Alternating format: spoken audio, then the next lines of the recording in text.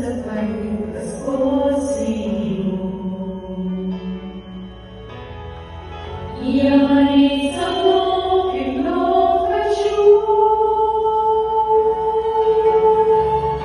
за мою семью родную, частичку неба дорогую я.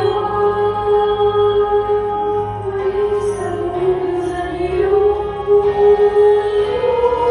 и дорогой ее и папа.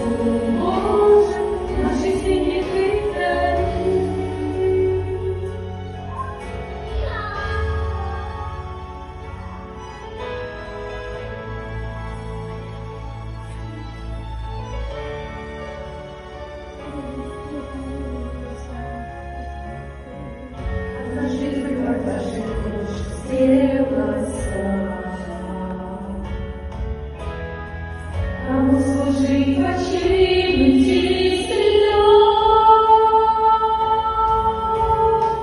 если уныло соль в начале, служить им дома, обещая рек. Богу одному, хоть близко море ты найдешь, и дом пасет. Светлой города, веди меня домой,